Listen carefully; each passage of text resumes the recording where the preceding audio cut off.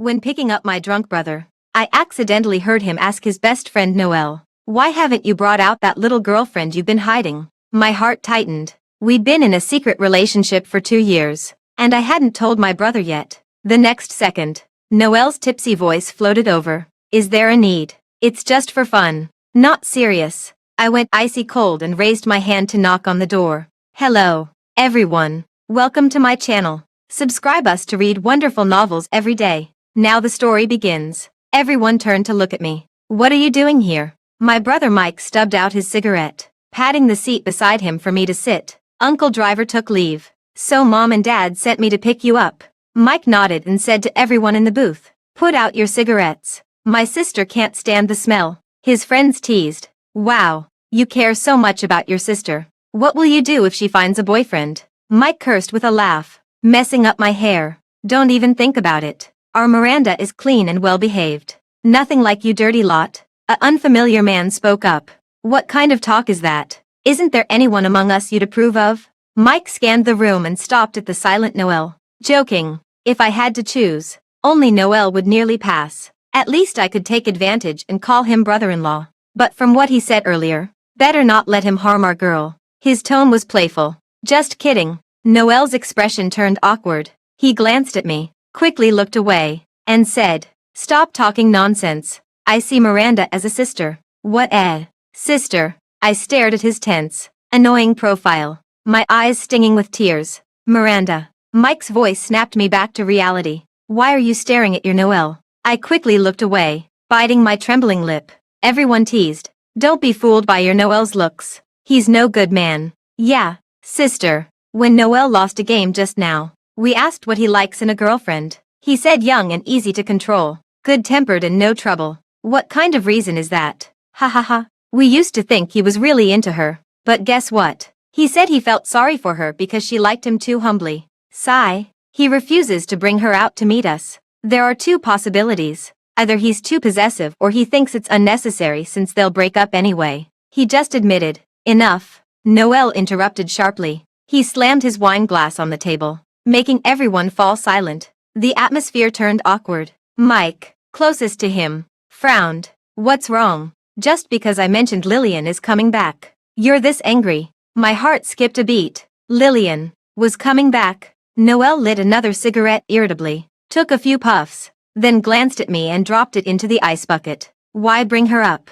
Mike smiled like someone who understood. "Stop pretending. If you didn't care about that hidden girlfriend, you'd still be hung up on Lillian." Everyone knew he had a hidden girlfriend. No one knew it was me. At gatherings, he'd answer her calls, patiently report his whereabouts, no matter how busy he was. He sent her flowers and gifts every week. Even Mike had complained to me. "Noelle seems really serious about some girl." I kept a calm face, but my heart was sweet as honey. For 2 years, he'd been thoughtful and romantic. Flawless. The only flaw. He wanted to hide our relationship.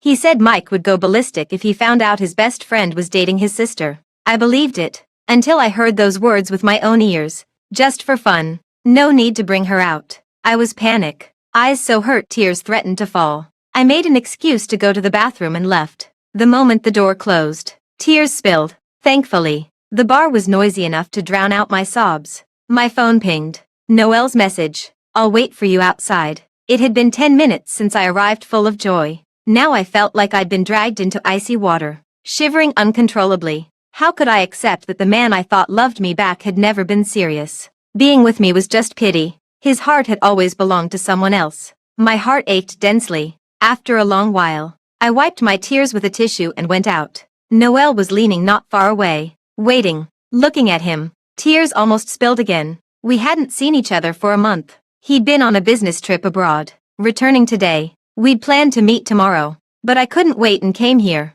He approached slowly, staring at my red eyes, and finally said, "Sorry." "Sorry" was a magical phrase. It melted small conflicts when a boyfriend made a mistake. But now it was nothing in the face of a fundamental betrayal. No explanation. Just a death sentence for our love. "Noelle, don't you want to explain what you said earlier?" He avoided my gaze. "Why are you so sensitive?" "It was just banter among friends. I think I've been a decent boyfriend." Was I too sensitive? Maybe. Sensitive people always suffer double the pain. Tears fell again.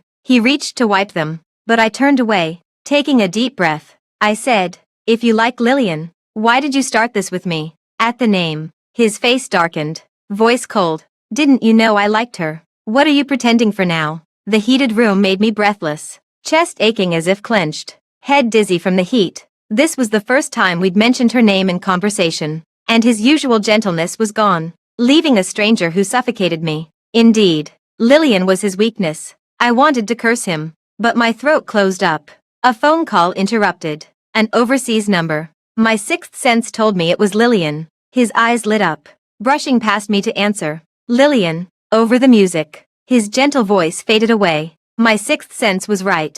It just never told me Noel didn't love me. When I returned to the booth in a daze, Mike and others were talking about Noel. He usually doesn't get angry at jokes. Why lose his temper today? Could it really be because of Lillian? Mike took a sip of wine. What else? He's called Lillian's name every time he gets drunk for years. When she went abroad, he secretly visited her, then came back depressed. He wouldn't tell me why. Later he started dating, and I thought he was moving on when he seemed serious about that girlfriend. But did you see his look when he heard Lillian's coming back? I called him several times before he noticed. I'd never seen Noel drunk, never heard him call another's name, never knew he'd gone abroad for her. They continued, talking about the love letter he never gave on her 18th birthday, buying all her debut albums, so many things I didn't know. I listened to them praise his love, how admirable it was. I kept my face steady, but my nails dug into my palms. Even the playboy young master clicked his tongue. His girlfriend is poor, wasting 2 years. I pretended to rub my eyes, wiping away tears. After their sighs, Mike turned to me. "Serious now? So, Miranda, don't trust men. Noel was such a good person. Even my brother was fooled. He lured me into his beautiful lie, then broke it with a sorry." I nodded, voice tiny. I won't trust anymore." Noel never returned to the booth. Mike called him worriedly, then cursed. That bastard. After answering Lillian's call about coming back, he went to prepare a welcome dinner. Is he crazy at midnight? Everyone laughed except me. Maybe because of me. The gathering ended early. Mike was drunk, and I struggled to stuff him into the convertible's passenger seat. He babbled about childhood. "You were so tiny. Now you're old enough to drive and pick up your brother." I'd just gotten my license, gripping the steering wheel tightly. When I didn't respond, he rambled on. "Why so quiet? You've always been a mute. Same age and background as Lillian, but such different personalities." At the name, my fingers tensed on the wheel. "Miranda, you're my sister. You can be willful, coquettish, do whatever you want." Out of the corner of my eye, Mike seemed to fall asleep after saying this. Memories rushed back to childhood. I'd always been quiet, never willful or coquettish. They said Mike was a sistercon, but our relationship wasn't always this close. No wonder. Who would favor a dull girl when there was Lillian, bright and lovely? Mike was. Noel was too. They took Lillian to arcades, caught fireflies, climbed trees for fruit, never asking if I wanted to join. Lillian would be coquettish, let the boys play house with her. She was the princess. They were princes and knights. What was I? "Miranda, there's only one princess. You can be her maid," she said. I was always the unnoticed role, but Noel saw me. At 10, Lillian obsessed over dramas, forcing brothers to write wish bottles to dig up later. They helped her buy paper, hold shovels, while I stood behind, silent. I wanted to write a wish bottle too. No one asked. They pinched Lillian's face, calling her naive, but kept filling the hole. Even Mike thought I stood back because I wasn't interested. I was just afraid to get close and still be ignored. Noel noticed. He squatted, looking up at my red eyes, sensing my embarrassment. He called, "Miranda, do you want to write one too? Girls like these things. Right. I can dig a hole for you." Lillian naturally earned everyone's affection, taking it for granted. But I was different. I'd never forget Noel's tentative gaze when he extended the olive branch. In those long young years, occasional kindness accumulated into a girl's unspoken love. He was right. I knew he liked Lillian once. The cello solos he loved were from her 18th concert. The dish he practiced so hard was her favorite. In old memories, his gaze followed her. I watched from behind, but he was too good. Childhood Noel offering kindness, adult Noel full of charm. I couldn't help but like him. When Lillian went abroad, he was depressed. Mike often brought him over to eat and game. I made excuses to enter Mike's room, sending fruits, ask math questions. Growing closer to Noel, I grew greedy, praying he'd fall for me over time. My prayers worked. His gaze turned gentle. 2 years ago, he blushed and asked, "Miranda, want to give this a try?" Suddenly, his gentle past self overlapped with the present. "Didn't you know I liked her? What are you pretending for now?" Vision blurred. I wiped my eyes with my hand. But when I could see again, it was too late. I rear-ended the car in front. Now Mike bosses me around. Peel grapes for me. And a cup of tea. I obey. Full of guilt. In the car accident, I only got minor scrapes. He broke his forearm, gritting his teeth. Road killer. You're Noel's disciple. Noel had a car accident once, shortly after Lillian went abroad. He crashed into a tree, hospitalized for 2 months. Remembering Mike's words yesterday, I asked casually, why did he have that car accident back then? Mike waved his hand, but it was his stiff arm in a cast that he raised, looking a bit comical. Forget it. It was all because of Lillian. He secretly went abroad to see her, and when he came back, he was like a lost soul. Look at his pathetic look. I haven't seen him around recently. I don't know what he's been up to. He didn't even send his regards when he knew I had a car accident. So Noel knew about it. Yet he didn't even send a message of concern. After that night, our chat history with Noel stopped at the message, "Waiting for you outside." It seemed I wasn't even worthy of his concern. Seeing me with my head down and not speaking, Mike looked boredly at the hydrangeas on the tea table. "Huh, aren't these your most precious flowers? Why haven't you put them in a vase yet?" Although Noel hadn't contacted me, the flowers still arrived at home on time every week. I got up and threw them all into the trash can. Mike was a bit puzzled. Why throw them away when they're in full bloom? Actually, these weren't the varieties of flowers I liked. It was just because they were sent by Noel. So I was willing to trim them, water them, and take good care of them. But no matter how carefully one takes care of a flower that has been plucked from its roots, it will always wither in a short period of time. I smiled and said to him, since they're destined to wither, no matter how much I like them, I can't keep them. It's the same whether I throw them away sooner or later. Mike was indeed my own brother. He noticed that I hadn't been in a good mood recently and said he would take me out to have fun. When we got there, I realized it was Lillian's welcome back banquet.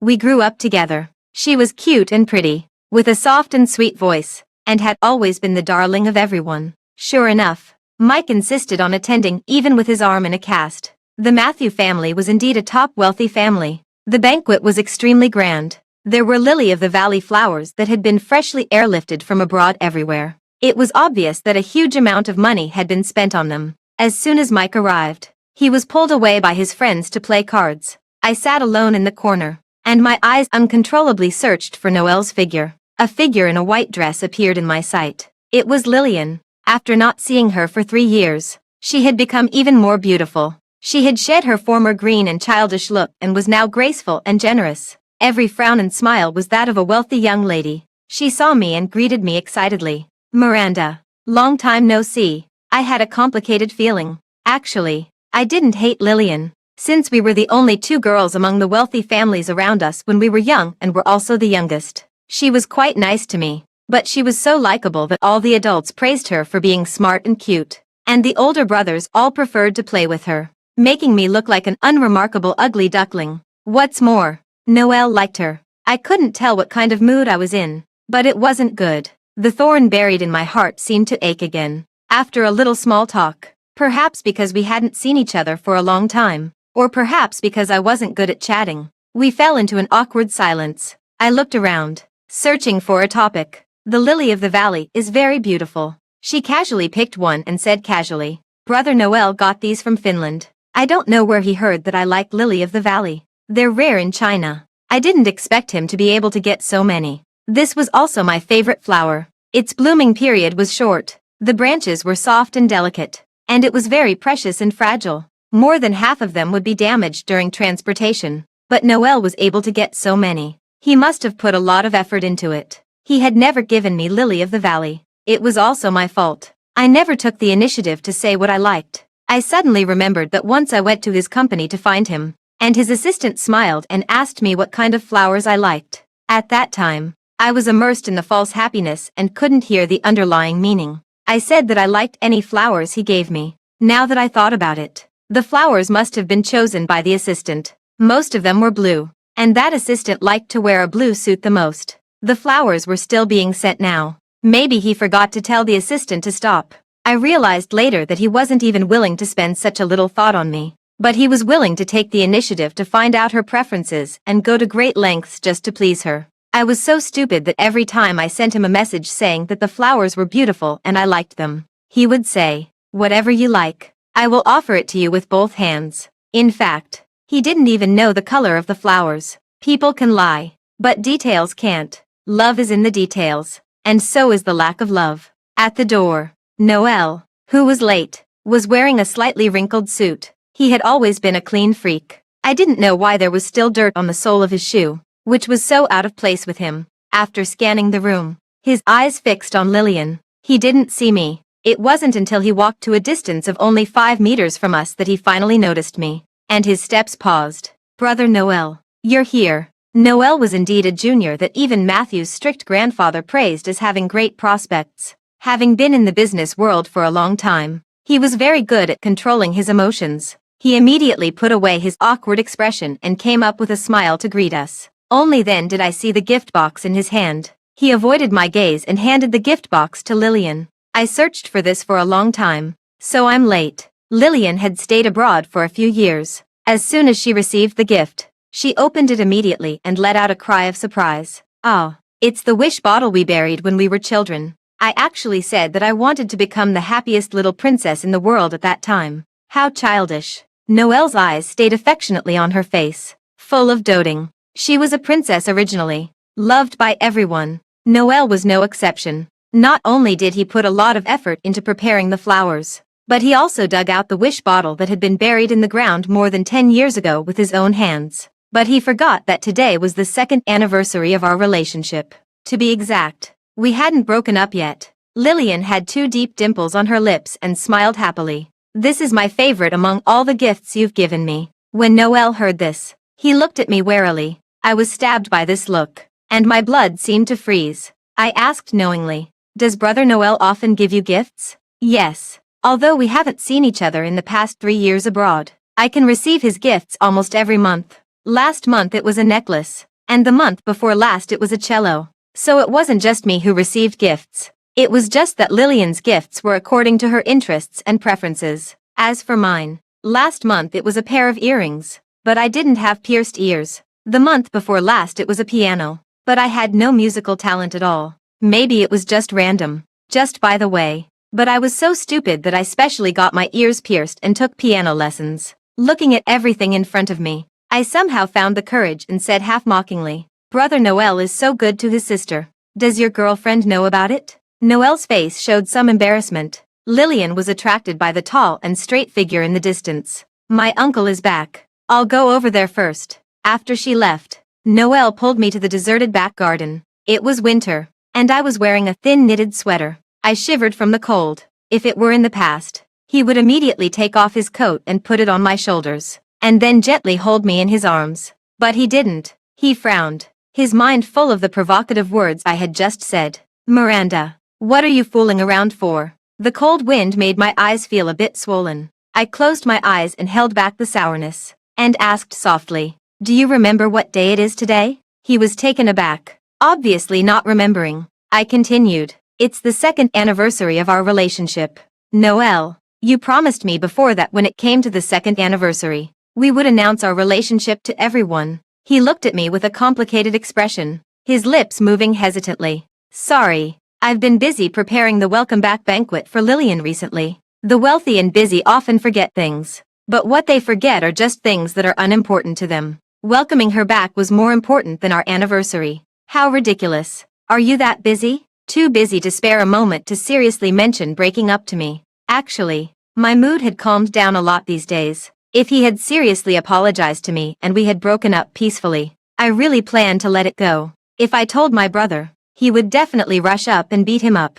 But for the sake of our childhood friendship, I didn't want to be too harsh. Perhaps he thought my rhetorical question was a bit aggressive, and his face looked very pale. He frowned and said, "You used to be the most gentle and obedient. Why do you speak so harshly now?" "I haven't said I want to break up, have I?" My chest suddenly ached. It was that damn gentle and obedient again. So he chose me as a consolation when he was lonely. My voice trembled in the wind. Then this girlfriend who can't be shown in the light and is just for fun, will break up for you. He let out a sigh of relief, as if he wanted to say something, but he didn't say anything for a long time. But I knew it definitely wasn't a plea for me to stay. He might be glad that he didn't have to be the bad guy. I held back the pain and continued. Also, who do you think you are to pity me?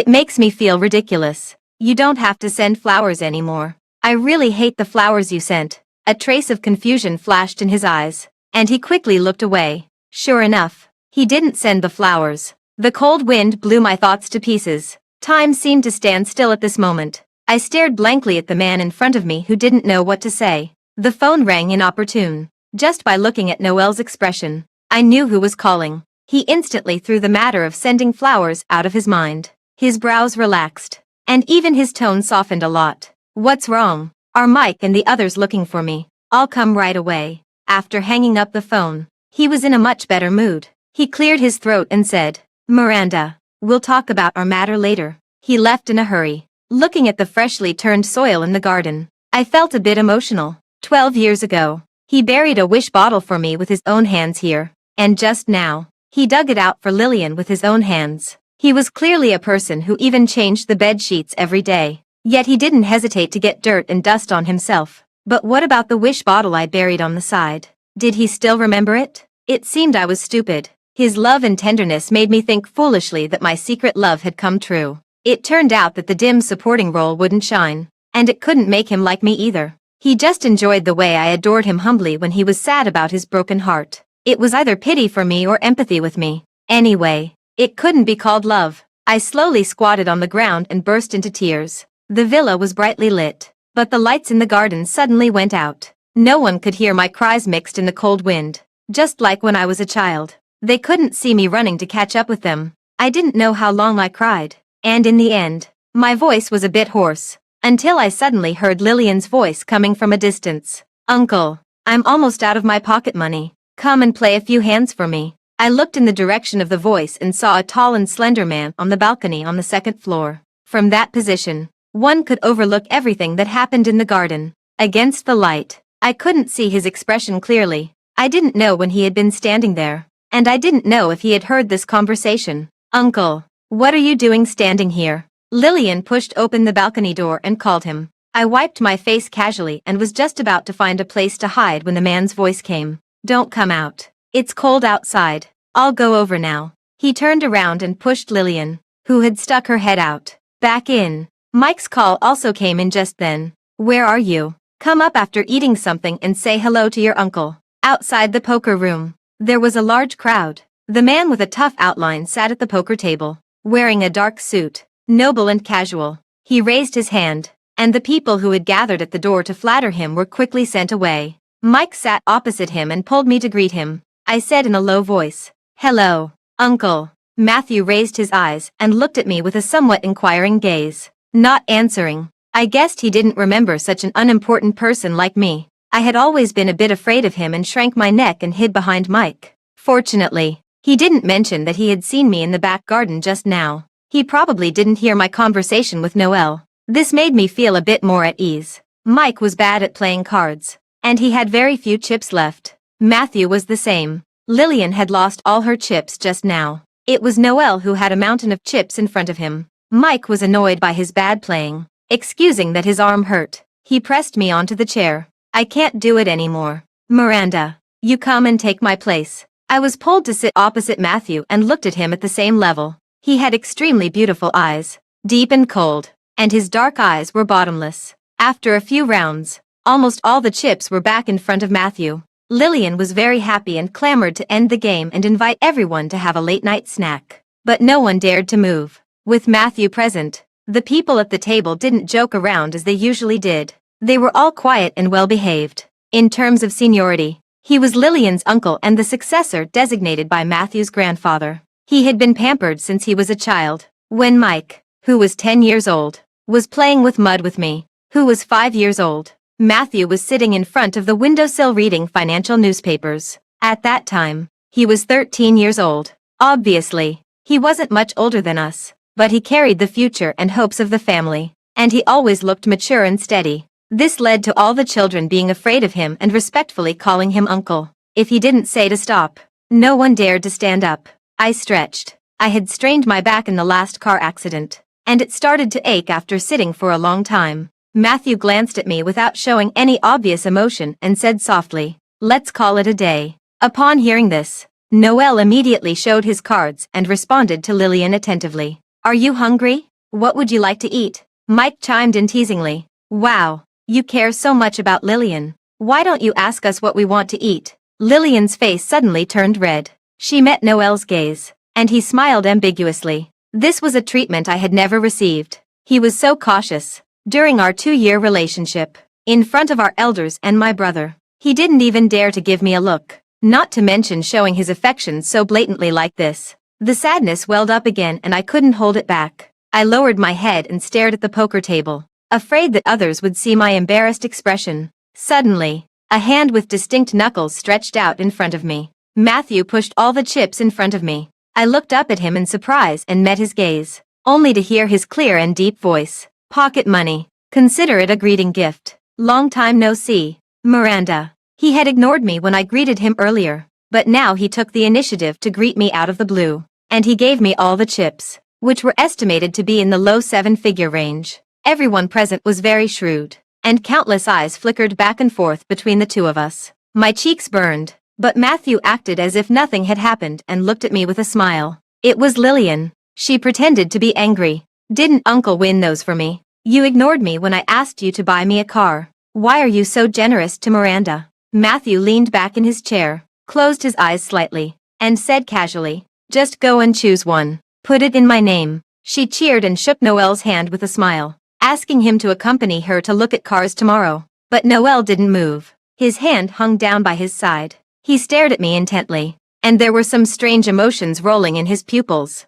This was the first time in front of others that he had lost his usual calmness. Uncle and Miranda seemed to be quite familiar. "Ah, Uncle still treats her like a child." Mike spoke up to save me from the awkward situation. In fact, I wasn't familiar with Matthew since I was a child. Apart from the daily interactions between our two families and matters related to Lillian, there wasn't much other communication between us. I thanked him dryly. "Thank you, Uncle." Matthew didn't respond. He casually draped the suit jacket he had taken off over his arm and got up to walk out. Everyone immediately followed him. At the end of the crowd, Noel suddenly grabbed my wrist and asked in a very low voice with a hint of accusation, "Why are you blushing at Matthew?" I shook off his hand and said coldly, "What does it have to do with you? We've already broken up.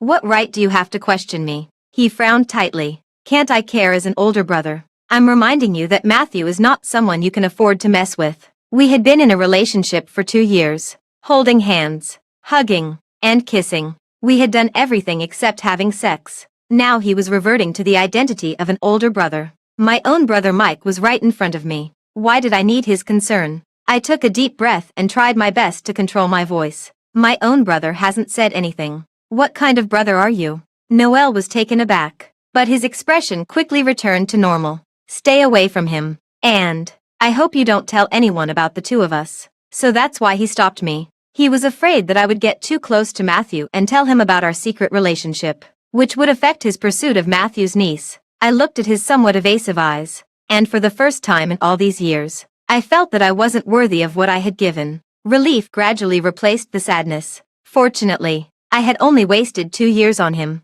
"Don't worry, I won't say anything. After all, I was really a coward. We were in the same social circle, and our parents had close interactions. We would inevitably meet each other. Moreover, my brother regarded him as his closest brother. If I told the truth, it would inevitably damage the harmony between the two families." But before I could finish speaking, his eyes were burning with eagerness, and he interrupted me. "I knew you really liked me. If Lillian hadn't returned to the country, I really thought about being with you properly. But she's back. Miranda, I was with you in the first place because of your feelings for me. I love Lillian just as much as you love me. You can understand me, right?" His eyes were shining brightly, as if waiting for my affirmative answer. But I couldn't understand. When you love someone, how can you spare the thought to be in a relationship with someone else? Looking at his face, I suddenly didn't even want to give him a single word of accusation. Whatever you say is fine. From now on, we'll go our separate ways and have nothing to do with each other. I left him behind and trotted to catch up with Mike. Lillian said that she had eaten Western food for 3 years and insisted on going to eat Sichuan cuisine late at night. Mike had to avoid certain foods because of his recent injury, so we went home first. On the way, he suddenly asked me, "Are you very familiar with Uncle? The way he looked at you was a bit strange." I was taken aback and thought of his tall and straight figure on the balcony again. He saw that scene in the garden. It was like a childish love affair, and he might have found it a bit ridiculous. I shook my head. "You know very well that I haven't spoken to him as much as you have." "That's true. Stay away from him." Why was everyone so afraid of Matthew? I was just about to ask Mike, but seeing his serious expression, I finally didn't say anything. When I got home, I logged into my social media account and scrolled through it from beginning to end. This was a secondary account I used to record the daily life of our relationship after being with Noel. When I wrote those words, I thought I was the happiest person in the world. But now, looking at them again, I just felt a sense of irony. Today I went to my brother's room to ask for help with my homework. Actually, I could do it all, but I just wanted to see him. He was so gentle and even tucked the stray hair by my ear behind it. I didn't listen to a single word of the knowledge points. He asked me if I wanted to give it a try. Of course I did. I originally thought I would have a secret crush on him for my whole life, but I didn't expect that one day I would really see the light at the end of the tunnel. I called him at night. It was a bit noisy on the other end, and I even heard my brother's voice saying something like, "Why are you answering a woman's call during a brother's gathering?" He cursed with a smile and then said goodnight to me so gently. Help. He sent a lot of flowers, although they weren't the lily of the valley I liked. I want to take good care of them and make them beautiful. I like any flowers he gives me. He said we would make our relationship public on our 2nd anniversary. I originally wanted to make a video to commemorate it, but when I looked through our things, we didn't even have a single photo together. He said he didn't like taking photos. Now that I thought about it, he was probably afraid of leaving evidence of our relationship. After I finished reading, I deactivated the account. It was like a bowl of half-cooked rice. I swallowed it several times, and finally, I was willing to spit it out. The car that I crashed last time hadn't been sent for repair yet, although it didn't affect driving. The paint was scratched quite a bit. I picked a nice day and planned to send it to the 4S store. As soon as I went out, I ran into the servants of the Matthew family loading the withered lily of the valley onto a truck. The truck blocked my way, so I had to wait obediently by the side. In just a few days, their branches had dried up and they were no longer delicate and dewy. I felt a bit sorry for them and was lost in thought for a moment. Just throw them away if they're broken. There's nothing to be sorry about. The voice came from behind me. I turned around and saw Matthew. He was wearing a gray coat today, and underneath was a pure beige cashmere sweater. It was very different from his usual appearance in a suit. Even his stray hair hung casually in front of his forehead. With this outfit, he didn't look like a 30-year-old man at all. I greeted him dryly again. "Hello, Uncle." Matthew's gaze lingered on me for a moment and then he said, "Where are you going?" "To the 4S store to repair the car." He lowered his eyes and thought for a moment, and then directly opened the door of the passenger seat and sat in. "It's on the way. Give me a ride." I hadn't even said which 4S store I was going to, but thinking of the generous pocket money he had given me, I suppressed my doubts. That amount of money was more than enough to make me a driver for a while. "Where are you going, Uncle?" Matthew's voice was deep. "To choose a car," he answered very casually,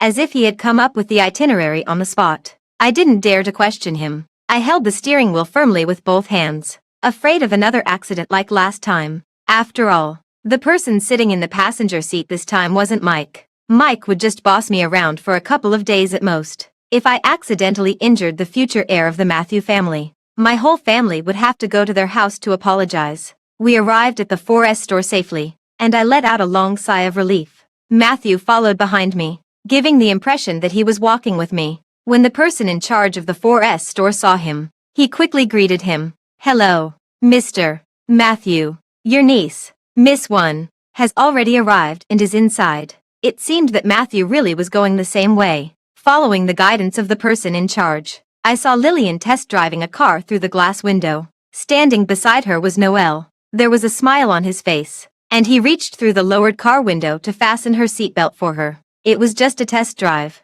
Was it really necessary? I couldn't stand it anymore. I threw the car keys to the person in charge and said to Matthew, "Uncle, you can go in. I'll leave now." But Matthew moved to the side and blocked my way. "Let's go in and take a look together." Before I could refuse, he strode past me and walked inside. I had to follow in his footsteps. Lillian's voice came. I don't really like this interior. You can choose the options. Replace the seats, the roof, and the wheels with the ones you like." Noelle patiently introduced it to her, being even more attentive than the salesperson standing aside. Why is Uncle here?"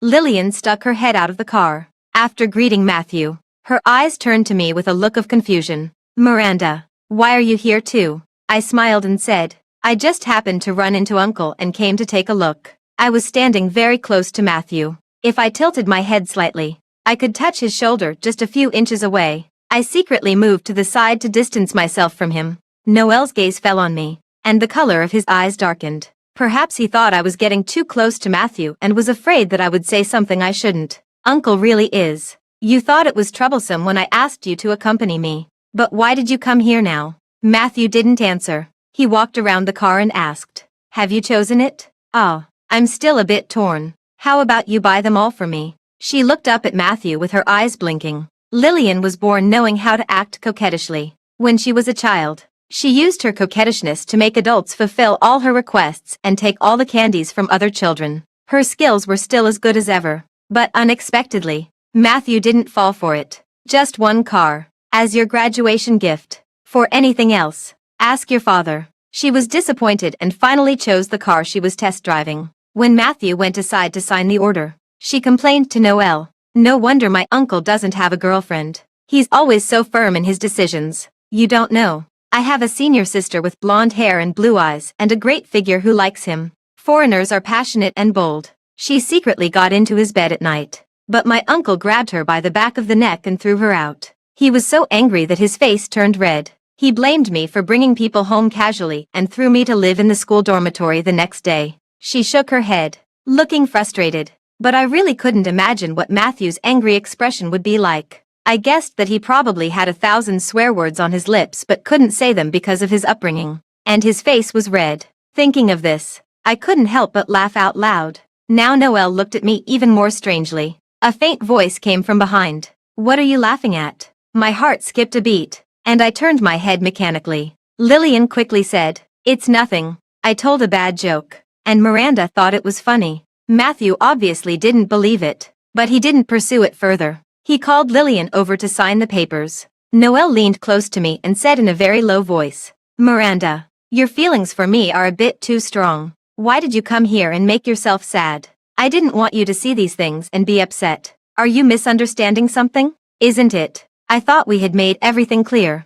Why did you show up in front of us today? And why did you come here with Matthew?" I was really speechless now and said angrily, "Is it possible that I'm not here for you but for Matthew?" I said it out of frustration without thinking. But Noelle got anxious. "What do you mean by that? I know you've liked me for many years, and I gave you 2 years of endless love in return. Do you think I'll believe these angry words you're saying now? Forget it. It would be a waste of breath to continue talking." The 4 of us went back together that day. Noelle was driving, and Lillian was sitting in the passenger seat. Matthew and I were sitting side by side in the back. He looked a bit tired and was lying there casually with his eyes tightly closed. Only then did I dare to secretly look at him. He was very good-looking, with distinct facial features, firm skin, and a superior brow bone and nose bridge. His thick eyelashes trembled, and I was so scared that I quickly looked away. But I met Noelle's eyes in the rearview mirror. His eyebrows were furrowed tightly, and he stared at me with an unreadable expression. I was a bit puzzled. I wasn't even looking at him. Why was he so nervous? Lillian was chatting non-stop beside me and started talking about our school days again. Miranda really helped me a lot back then. If it wasn't for her going to find my uncle, I would have been scolded to death by my mom. In high school, she and I were in the same class. Lillian was very naughty, and her grades were always at the bottom of the class. She was often called to the teacher's office with her parents. The most serious time was when she had a puppy love with a senior from a higher grade. The head teacher caught them, and she said that she had to invite the parents no matter what that day. On one hand, she grabbed the head teacher's hand that was about to call her mother and cried pitifully, promising that she wouldn't do it again. On the other hand, She secretly winked and mouthed at me, who was standing outside the door waiting for her, asking me to go and find her uncle. I ran to her house as fast as I could. When I saw Matthew, I was so out of breath that I couldn't calm down. It was Matthew who poured me a glass of water. It took me a long time to explain the whole situation to him. In the end, he went to the school and brought Lillian back. When they came back, her eyes were all swollen from crying. It seemed that she had been severely scolded. But now Lillian could still mention this embarrassing thing with a smile. It seemed that she didn't care much about it anymore. I envied her very much. I envied that she was loved by so many people. And I especially envied her cheerful and optimistic personality. If it were me, I might never want to mention it for the rest of my life. I smiled and said, "Back then, I always hitched a ride in your family's car. It was only right that I did you a favor." She sighed and said, "We went to school and came back home together. When the family driver came to pick us up, we weren't in a hurry to go back. We'd eat at roadside stalls, buy idle merchandise, and dawdle until 7 or 8 o'clock. Occasionally, when Uncle came to pick us up, we'd sit up straight and not dare to say a word more. Those times were really interesting. But why did you suddenly take a leave of absence from school in your senior year of high school? I didn't get to see you until I went abroad." My smile froze on my face. The damp ground, the dark alleyway. This was the past I least wanted to mention. Noel also looked at me, as if waiting for my answer. He had never asked, and I had never told. I opened my lips, and my chin trembled involuntarily. I couldn't say a word. My mind went blank, and I couldn't even think of a topic to avoid the question. "Lillian." Matthew opened his eyes and gently kicked the passenger seat. Lillian turned to look at him, puzzled. "Huh, I'm resting.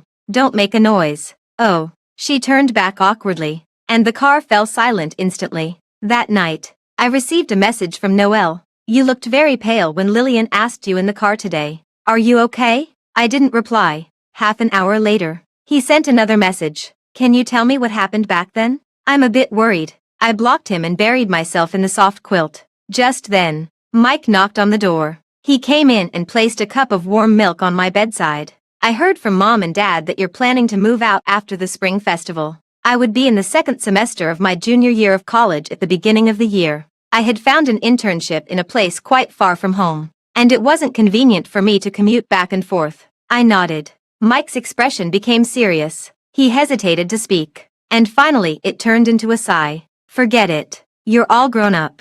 I'll take care of the internship company in advance and help you find a house with good security. You have to be careful then." "I know. You're so naggy." He ruffled my hair, called me heartless, but there was deep worry in his eyes. The milk didn't help me fall asleep. I had nightmares all night and wet the pillow with my tears. The spring festival was approaching. On New Year's Eve, I was curled up on the sofa watching the boring spring festival gala. Mike suddenly pulled me up and said he was going to take me to set off fireworks. Fireworks were strictly prohibited in the villa area, but on such a joyous occasion, the management wasn't so strict. Last year, I had watched a magnificent fireworks display. We walked all the way to the artificial lake in the community, and a large group of people were already there. "Lillian, how old are you? You're still bossing the brothers around like when you were a kid." Lillian smiled sheepishly, her eyes blinking in the moonlight. "Isn't it more fun to set off fireworks with me than watching the spring festival gala?" She rubbed her hands, looking a bit cold. Noel smiled and took off his scarf, just as he was about to put it around her neck. He caught a glimpse of Mike and me out of the corner of his eye, and his hand froze. This scene was so familiar. At this time last year, Noel sent me a message asking me to come to the lake secretly.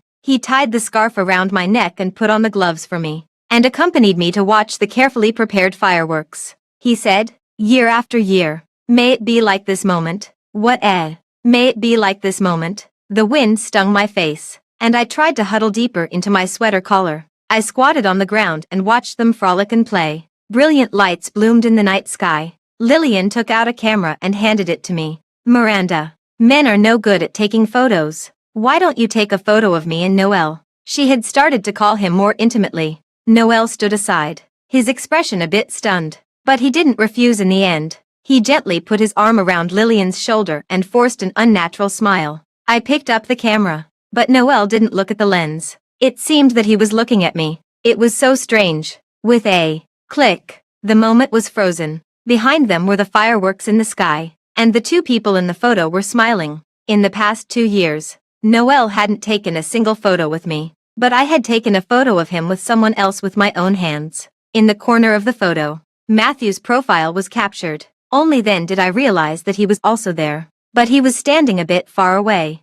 like an elder watching the children's mischief. He was just a bystander and didn't participate. Lillian was satisfied with the photo. After taking several, she called everyone to take a group photo. Mike wanted to take the camera and asked me to go over and be in the photo. But looking at his arm in a cast, I shook my head and refused. Anyway, I didn't like taking photos very much. I especially didn't want to be in the same frame as Noel. Matthew was pulled to the center. He was standing casually, squinting his eyes at me. Before the shutter was pressed, he suddenly called me. "Miranda, come here." I was holding the camera and was a bit puzzled. The camera was in my hand. If I was going to be in the photo, who would take it? Someone with good sense quickly came forward and took the camera from my hand. "I'll take it. Go over quickly." I consciously stood at the very edge of the crowd and buried my head deeper into my collar. Matthew turned around and called me again. "Come here." I was pushed next to him by others. On the other side stood Lillian, and Noel stood behind us. I could feel his burning gaze, like a thorn in my back. "Get ready for the photo. 3, 2, 1. At the moment the shutter was pressed, Matthew put his arm around my shoulder. He said, "Happy New Year, Miranda." This photo was really ridiculous. When we looked at it many years later, everyone's expressions were quite interesting. I was very close to Matthew, and I opened my mouth in surprise. Matthew, who always had a serious expression, raised the corners of his eyes and smiled like a teenager. And Noel behind us stared intently at the hand on my shoulder, his face a bit twisted. Of course, this was how I remembered his expression. In fact, his face in this photo had already been scratched by Matthew. I suspected that Matthew did it on purpose, because the moment he finished taking the photo, he let go of his hand and looked at Noel's expression. A man as cold and noble as him might be hiding a lot of tricks in his heart. 1,000 possibilities flashed through my mind.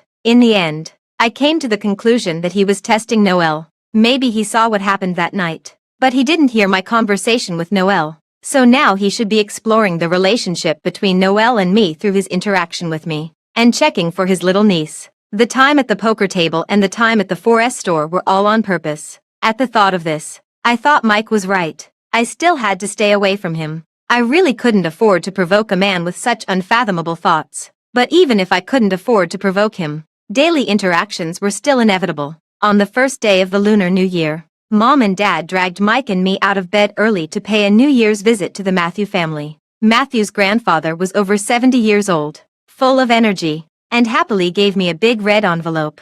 I quickly declined, but Lillian took my hand and said, "Take it. It's not much." She handed me the developed photo. "Look at the group photo from last night. Your expression is so funny." In the photo, Matthew's smile made me catch my breath. I subconsciously looked at him through the French window. He was on the phone, and his back exuded arrogance and distance, like an unapproachable existence. I even thought I was hallucinating. How could Matthew smile so happily? Matthew's grandfather looked at us kindly. I said, "Where you were running wild last night. Come on, let Grandpa have a look too." I respectfully handed the photo to him. Matthew's grandfather adjusted his reading glasses. The next second, his smile froze on his face. But soon, he looked at me with a gentle gaze again and said to my parents, "The children have grown up so quickly. There are only 2 girls among the younger generation. Miranda is sensible and considerate, and I like her very much. It's a pity that I only have Lillian, this disobedient girl, by my side." "What you said. Matthew hasn't started a family yet. When he does, you'll still have a grandson to look forward to." Matthew's grandfather waved his hand and said, "Matthew is even more troublesome. He's already 30 years old and hasn't brought a girl home yet. Don't mention it." He changed the subject. "I really like your Miranda. She's the same age as Lillian and they've always been on good terms.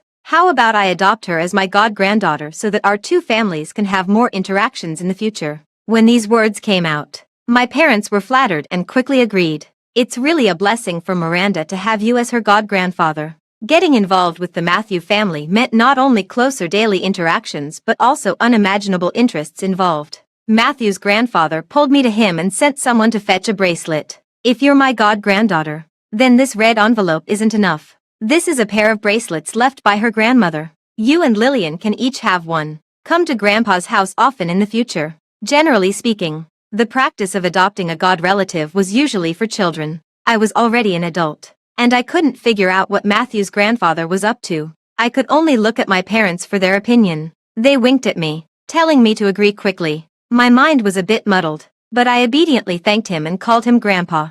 Just then, Matthew finished his phone call and came into the room. Matthew's grandfather called to him. I've adopted Miranda as my god-granddaughter. From now on, when she calls you uncle, it's for real. You have to treat her like your own niece, just like Lillian. Matthew stopped in his tracks, and his eyes were as cold as black jade. When he opened his mouth, his voice lost its calmness. Father. Matthew's grandfather's face also darkened a lot, and he said coldly, it's settled. Don't forget your identity. Come and give the nieces red envelopes. But Matthew turned around and went upstairs directly, leaving behind the words, sorry, I still have some work to deal with. The atmosphere was very strange. Lillian immediately leaned against Matthew's grandfather and coaxed him until his face brightened up.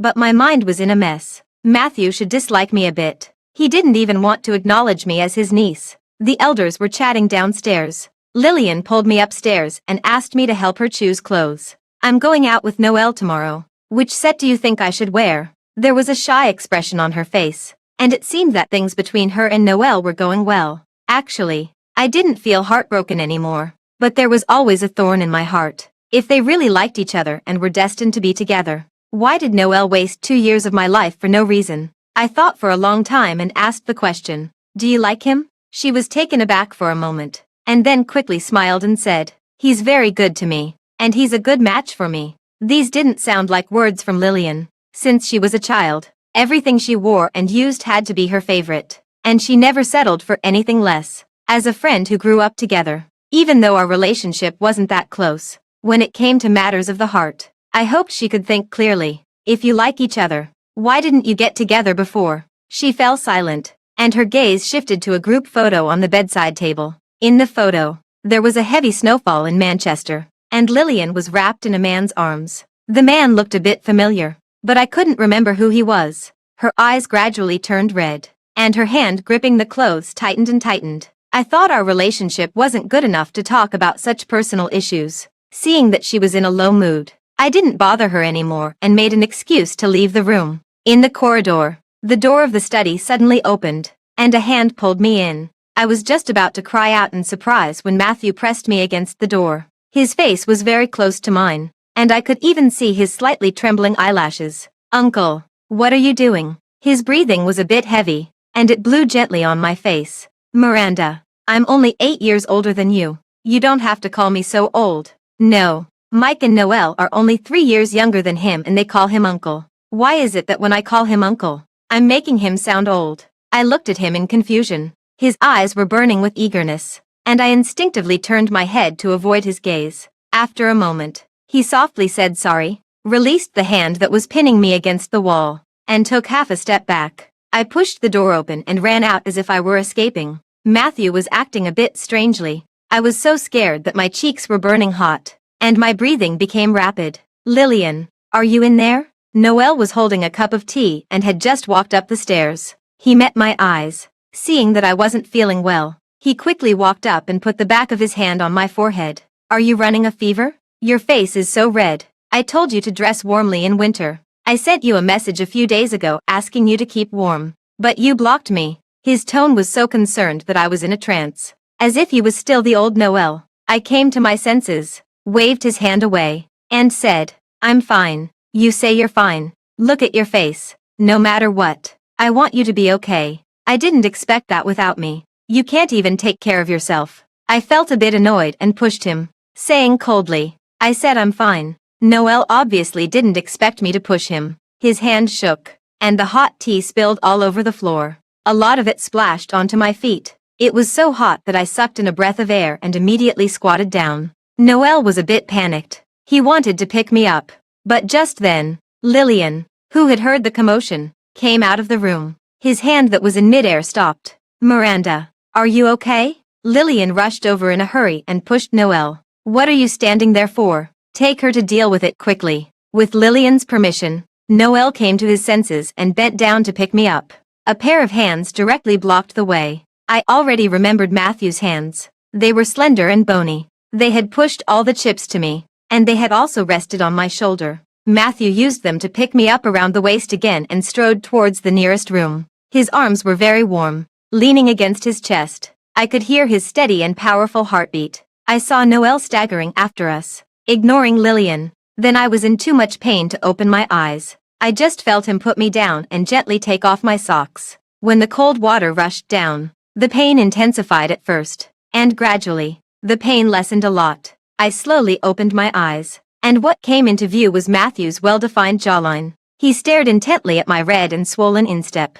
My arm was still wrapped around his neck. The scene was a bit ambiguous. I awkwardly let go of my hand and thanked him. The arm he had placed behind my knee suddenly trembled, and I was so scared that I quickly hugged him again. Hold on tight. Be careful not to fall. At the door, Noel's eyes became sharp, as if he wanted to see through this scene. There was a hint of gnashing of teeth in his words. Uncle is really considerate to his own niece, but isn't it a bit too close? Matthew didn't look back and said word by word, I have only one niece. Also, this is my private room. Please leave. Noel's face turned livid, and finally he turned around and left. Only after confirming repeatedly that I was okay did Matthew lift me down from the washstand. Then he carried me to the edge of the bed and let me sit down. I remembered that he had just said this was his room, so I was sitting on his bed now. Suddenly, I felt restless and tried to stand up with my support, but he pressed my shoulder firmly. Sit still and don't move around. He placed my foot on his lap,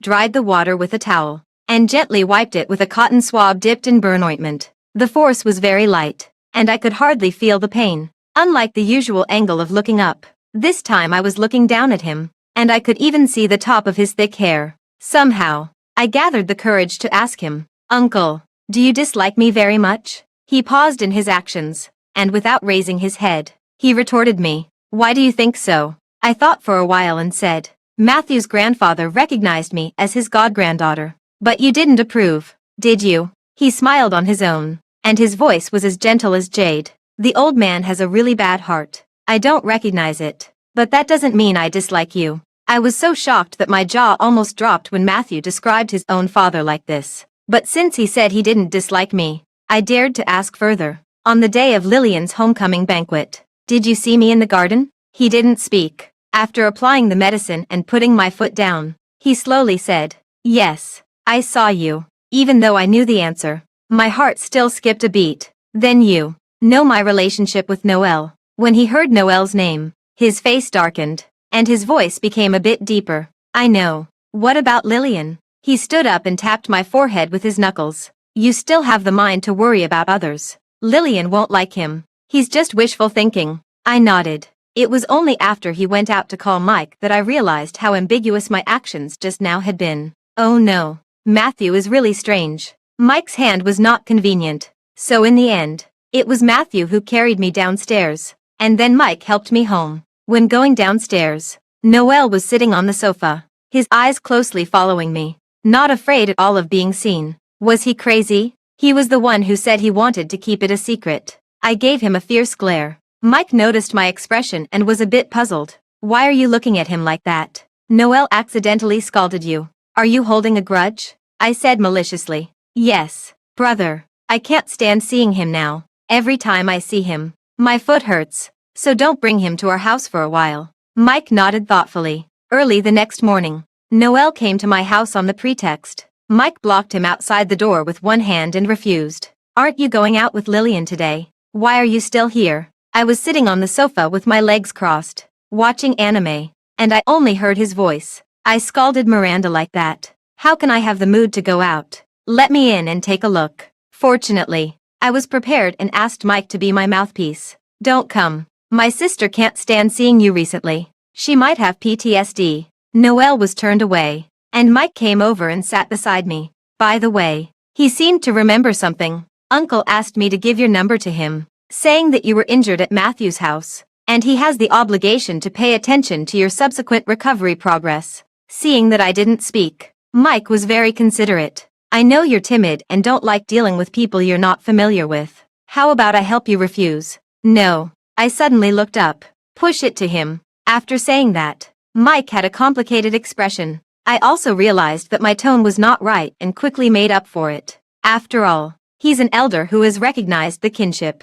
It would be impolite to refuse. In less than 10 minutes, I received Matthew's friend request. His Instagram was just like him. A pure black profile picture, a blank nickname, and a clean moments. In short, there was nothing. He sent a message. "Are you feeling better?" I replied. "Much better. Thank you, Uncle." It showed. Typing. Several times on the other end. But nothing was sent. My foot healed after a few days of recuperation. And Mike also removed the cast. Mom and Dad joked that the bad luck in our family had finally passed. And both children didn't have to be disabled anymore. As soon as the spring festival was over, I was going to start my internship. It was a design position that matched my major. The treatment was average, but the internship in a leading company in the industry had a high gold content. I had to report to work as soon as the 7th day of the first lunar month came. Mike bought me a small apartment near the company and stuffed a lot of handy self-defense tools into my bag. "Call me if you have anything. Be careful in everything." He arranged my solitary living life in an orderly manner, and for the first time, I felt that he was reliable. When did I get close to him? On a rainy night when I was 18. He had red eyes and hugged me, saying sorry over and over again. In fact, I had never blamed him. A few days later, I received a message from Matthew. "I heard you moved out for an internship."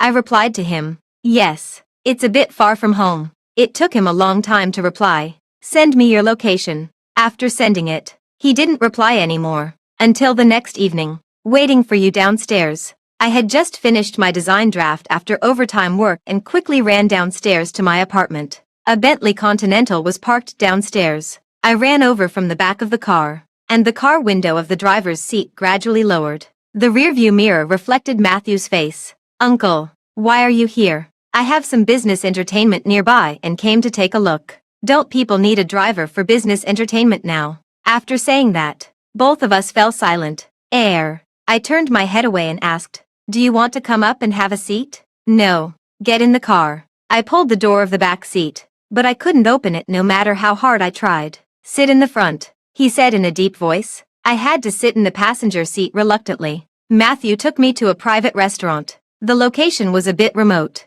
but it had the advantage of a large area and a good environment. There were waterside pavilions, and there was a scene at every step.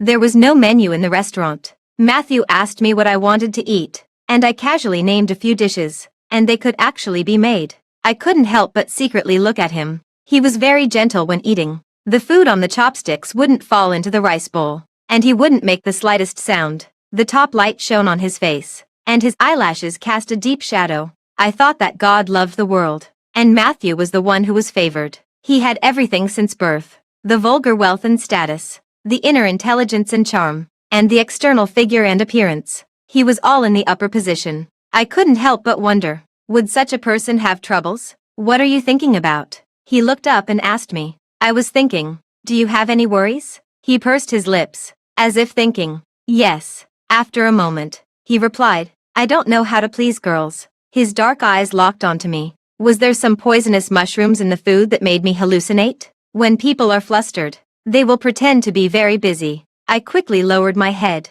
served myself a bowl of soup, picked up some food, and added some rice. Fortunately, Matthew didn't continue. He asked me about my work environment and living conditions. I answered respectfully, treating him like an elder. Finally, he asked me, "Has Noel looked for you again?" I shook my head. I blocked him on both the phone and Instagram. Even if he wanted to find me, he had no way. What's more, he was very close to Lillian. Yesterday, I saw a photo in her moments of the two of them going to a concert together. After dinner, he drove me home. I was really tired from work recently, and the smell in his car was very nice. I unconsciously fell asleep. After a long time, I vaguely felt a warm current of air hitting my face. I opened my eyes and was very close to Matthew. Our eyes met. He leaned in with his whole body, and his hand was on my waist. I seemed to hear the sound of my own heart beating, just as I was hesitating whether to close my eyes. With a click, the seatbelt buckle popped out. He sat up straight and put his hand on the steering wheel. "I saw that you were sleeping uncomfortably, so I unbuckled your seatbelt for you." His tone was very ordinary, making me look even more like a fool for thinking too much just now. "Thank you, Uncle." I'm leaving now. I got out of the car as if I were running away. Out of the corner of my eye, I saw Matthew parked by the side of the road and didn't start the car for a long time. He didn't leave until I reached the downstairs of the unit building. The notification sound of my phone rang. It was a message from him. Call me if you have anything. Pay attention to your safety. On a night of 7 or 8 degrees, I was so hot that it was like I had just run 800 meters in the summer. I couldn't even catch my breath. Below the message, it was from Mike. Noel is just going to be near you. I asked him to bring you some things. Did you receive them? I stopped in my tracks and looked up to see Noel leaning against the corridor. Cigarette butts were scattered all over the ground, as if he had been waiting for a long time. He stared at me steadily. I wanted to take the bag from his hand, but he stood there stiffly and didn't let go. Why did Matthew send you back? What does it have to do with you? Do you know how long I've been waiting for you? You blocked me on the phone and Instagram. I didn't dare to tell your brother. I've been waiting since 7 o'clock until now. And then I saw you getting out of Matthew's car. Didn't I remind you to stay away from him? His tone was anxious, and he didn't leave me any room to interrupt. I looked at the time. It was a little past 9 now. It seemed that I had slept in Matthew's car for a long time. After he finished speaking, I said calmly, "Are you so afraid that I'll tell Matthew?" Although I didn't say it, he already knows. Noel's tone paused, and his voice became tense. He knows. Let's not talk about this for now. Even if you like me and are sad, you can find someone else. But not Matthew. He's not a good person. Are you crazy? I don't like you anymore. He seemed to have heard the most ridiculous joke in the world. His eyes widened in disbelief, and he asked, "You don't like me anymore? Then who do you like?" "Matthew." His tone made me a bit annoyed, and I instinctively retorted, "Yes, I like him. Is that okay?" I had never seen Noel with such an expression. His pupils suddenly dilated. His chest rose and fell with his breath, and his hand holding the bag was so tight that his knuckles turned white. "Miranda, stop being naughty. Just pretend I didn't hear what you said today. If I find out that you have any more contact with Matthew, I will tell Mike. I believe he has the same opinion as me." Noel's shamelessness exceeded my imagination. The perpetrator actually had the nerve to threaten the victim. I snatched the bag from his hand. His face was as white as paper. The moment I passed him, he shouted out as if making a final struggle, "Matthew almost killed someone." My heart trembled violently. I turned to look at Noel. He stood there with his back hunched. I went straight upstairs, but my hand pressing the elevator button was somehow shaking. I wouldn't ask Noel. He wasn't worthy of my trust anymore. Remembering that Mike had also told me to stay away from Matthew, I called him. Mike on the other end of the phone was a bit hesitant, no matter how I asked. In the end, he still said, "Stay away from him. Forget it." Anyway, it was just to deceive Noel. I didn't really like Matthew that much. After that, I didn't reply to Matthew's occasional messages. I tried my best to avoid him when I went home on weekends. I even politely refused when Lillian invited me to her house for dinner. The next time we met, it was already spring. Despite my many strong refusals, Mom and Dad still held a grand birthday party for me. I couldn't very well be absent.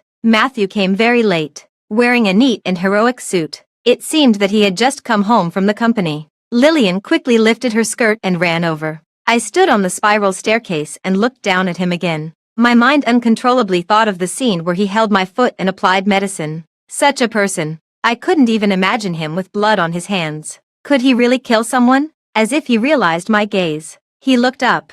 Just as our eyes were about to meet, Noel suddenly called me from behind. "Miranda, happy birthday." He took out a carefully wrapped gift. I casually thanked him and told the servant to take it down. There was a glimmer of hope in his eyes, as if he was expecting my reaction. "Aren't you going to open it and take a look? You will definitely like this gift. Brother Noel, Lillian is downstairs. You'd better go over there." When he heard my address, a flash of surprise crossed his expression, and the light in his eyes dimmed. I turned my head, and Matthew was already out of sight. "I've thought through a lot of things recently. I was so stupid before." I interrupted him impatiently. "Everyone is watching. Are you sure you want to reminisce about the past with me here?" His face looked ugly, and he finally didn't continue. Somehow, a trace of disappointment welled up in my heart. I seemed to have become strange too. It seemed that I was looking forward to seeing Matthew. Mike settled me aside and said considerately, "I know you can't handle this kind of occasion.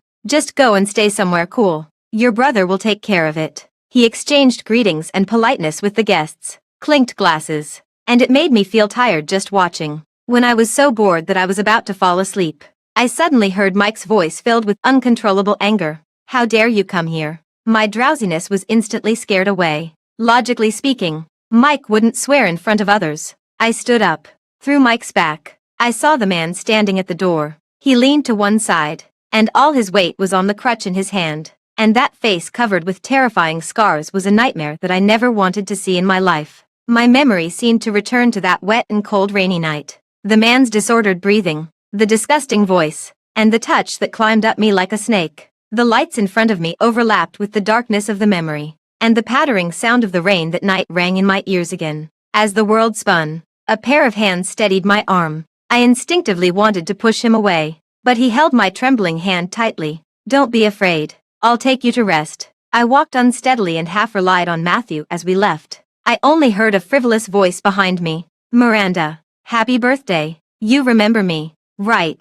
I've been thinking about you all these years. Kevin, fuck you. There was chaos behind me, with things crashing to the ground and the noise harsh and ear-piercing. It was as if the oxygen had been sucked away from around me, and I couldn't catch my breath, until Matthew's hand was placed on my back, gently smoothing it from top to bottom. Take a deep breath. Don't be afraid. But I really couldn't hold on any longer. My eyes went dark, and I lost consciousness. I had a very long dream. In the dream, I was wearing a school uniform and holding a transparent umbrella. It was a late autumn with continuous rain. The ground was full of puddles, and I carefully avoided them, afraid that the mud would stain my white shoes and socks. Lillian skipped the cram school to go on a date with her boyfriend. She informed the driver in advance and asked me to go home by myself. When I came out of the cram school, it was already 8 o'clock. I called Mike, and it was a bit noisy on his end. It seemed that someone was teasing him and another girl. I asked him if he could come and pick me up,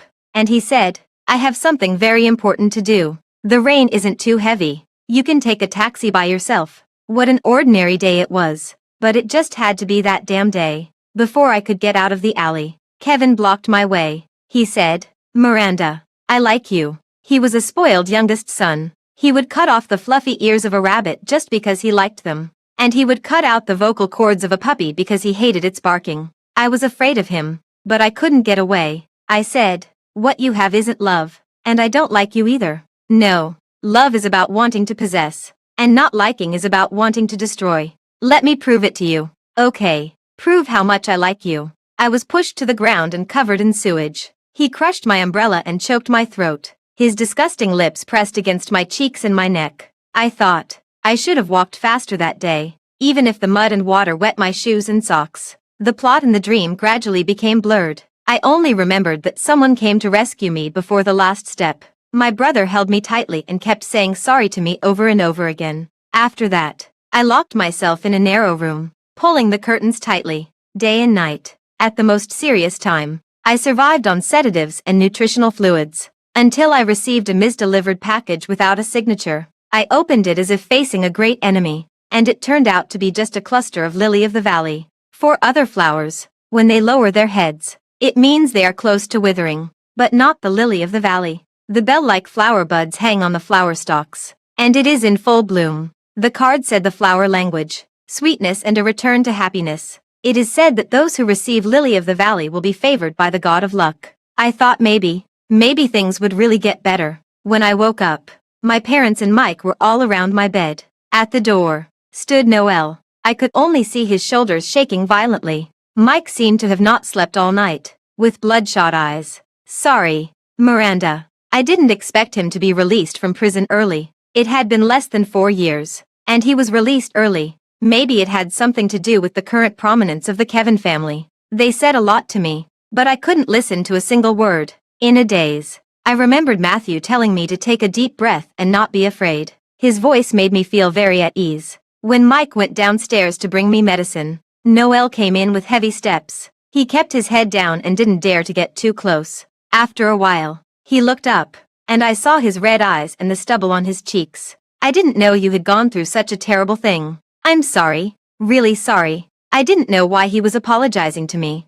This matter had nothing to do with him. But he was so sad that he didn't dare to look at me, saying sorry over and over again, saying that he shouldn't have hurt me. You must have mustered a lot of courage to trust me.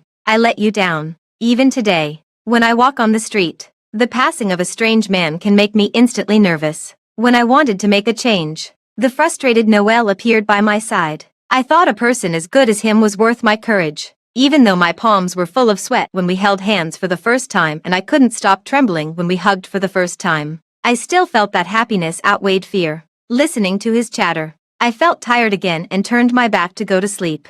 In a daze, I seemed to hear his suppressed sobs. My family kept this matter a secret for my reputation. I took a half-year leave of absence from school, and they just said I was sick to the outside world. The same was true for the Kevin family. They said that Kevin, who was serving his sentence, had gone to study abroad. I heard that they spent a lot of money to pull strings, and in the end, he was still sentenced to 5 years. The Kevin family used to have business cooperation with us, but later they never had any contact with each other. Kevin being educated like this has a great deal to do with his parents. It's just a little fight between the kids. Is it necessary to make such a big deal out of it? Besides, there wasn't any real harm done, was there? Why ruin the harmony between the two families? It makes me sick. Now the Kevin family is at the height of their power, and our family can no longer compete with them. I heard my brother on the phone outside the door, shouting loudly, "Julia, I'm warning you for the last time. Don't let that bastard brother of yours get close to my sister again.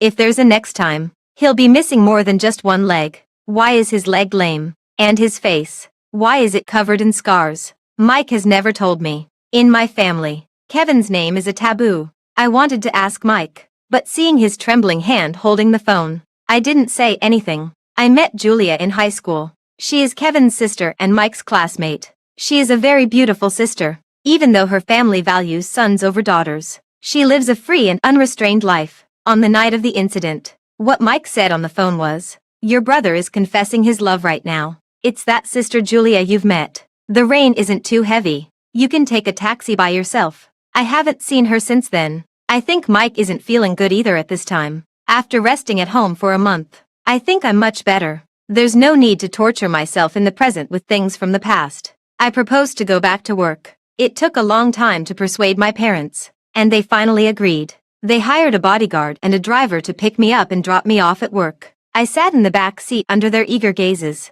The burly men on both sides squeezed me so much that I didn't have room to wave goodbye. The bodyguard's task was to send me to the door of the apartment and wouldn't leave until he saw me open the door and go in. But as soon as I got in the elevator, I met Noel carrying big and small bags. His eyes dodged a bit, and he turned his head away and pretended not to know me. I was a bit speechless and said, "Why are you here?" He stammered, "It's convenient here. It's close to the company. By the way, I moved upstairs from you. We'll be neighbors from now on. If there's anything wrong, call me immediately. Their family company is in the opposite direction from here." When we reached the floor, I got out of the elevator. He was still shouting behind me, "I put my key under your doormat. If you're scared, come up and find me." I ignored him and took out the key from my bag to open the door. But the door opposite suddenly opened. Matthew, carrying the trash, met my eyes. I was taken aback, and Noel in the elevator was also taken aback. I said why the people opposite wouldn't sell no matter how high the price was. Before he could finish, the elevator door closed. I dismissed the bodyguard and greeted Matthew. "Uncle, why are you coming out from here?" He didn't speak and got closer to me. My breath caught in my throat. I saw him slowly squat down, take out the key from under the doormat, and put it in his pocket. "If there's anything, come to me. I'm very close to you." He was wearing a beige home suit, as if he had just taken a shower, and there was a faint smell of shower gel on him. It smelled kind of nice. I should have asked him what brand he used. For someone like him, I really couldn't imagine what he would look like with blood on his hands. Memories collapsed and were rearranged, and the blurred fragments suddenly overlapped. His hand, holding a broken beer bottle, smashed it on the man's face again and again. He said not to be afraid, but his approaching steps were interrupted by my scream. In a trance, I wanted to ask him, but the next second, his phone rang. The screen showed, "Old man," and he pushed me back into the door. The moment the door closed, I heard him curl his lips and say softly, "Good night." I received a call from Matthew's grandfather the next night. "I heard that Matthew moved near you. My child, just treat him like your own uncle. Grandpa really likes you. Matthew will be engaged in a while, and you must come to the engagement with your family." After hanging up the phone, I felt empty inside. Even a fool could tell the underlying meaning of what Matthew's grandfather said. Recognizing me as his god-granddaughter might be to use ethics and morals to kidnap Matthew. Matthew was right. The old man has a really bad heart. I was a bit annoyed. Seeing the unopened birthday gifts piled up beside me, I violently opened them as if I had found an outlet for my emotions. The cliched fixed deposit Mike gave me was the same every year, with no novelty at all. The gift from Lillian was tickets to the meet and greet of the idol we were crazy about in high school. The gift from Noel was a courtyard designed by an internationally renowned designer. I once told him that I wanted to visit it, and I didn't expect him to really buy it and give it to me according to my preferences this time. Matthew sent a thin envelope, which contained only a photo and the materials of a house. In the photo, in the Finnish manner, there were lily-of-the-valley flowers everywhere. They were fresh, full of vitality, and had not been picked yet. But how did he know? Just then, he sent me a message. "Do you want to have a late-night snack?" I politely refused. "No, thank you, Uncle," he replied.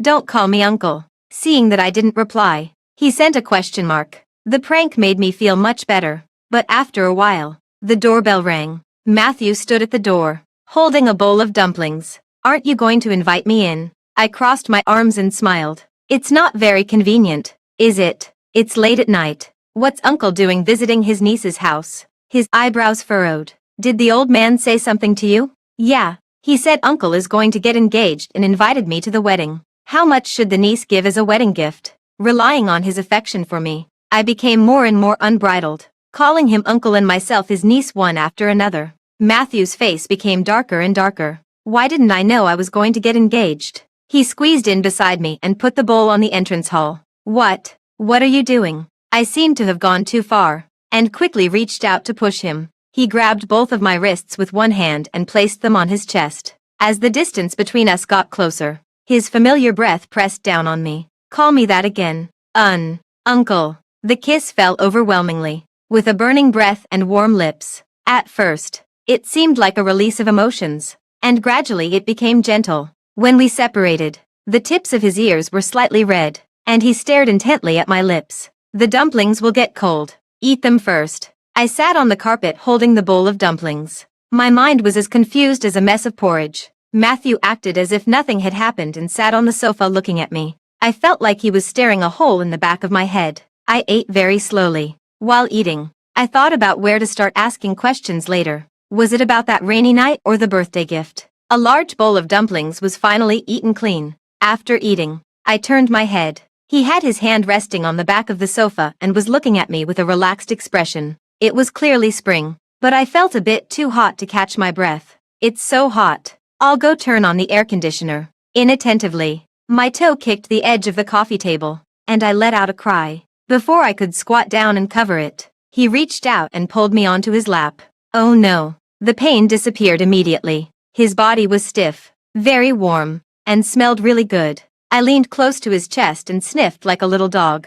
Hearing his breathing gradually become rapid, I said in a low voice, What kind of shower gel do you use?" A trace of annoyance appeared on Matthew's face. His hand on my lower back pressed hard, and he said through gritted teeth, "Did you do it on purpose?" I shook my head like a rattle. He held my face in both hands. Just as the atmosphere was getting more and more ambiguous, the doorbell rang inappropriately. "Miranda, I heard your voice. What's wrong with you?" Matthew wanted to get up, but I pushed him back onto the sofa. He had a somewhat resentful expression. I patted his face and limped to open the door. Noel was knocking so loudly that it made my ears itch. As soon as I opened the door, he grabbed my shoulders and turned me around. Seeing that I was okay, he finally let out a sigh of relief. "What happened just now?" I just wanted to send him away quickly. "Nothing. Go upstairs." He still stared at me with a worried expression. "Why is your face so red? And you're not even wearing socks." I was just about to push him out when I saw his gaze gradually move up and become dark and unclear.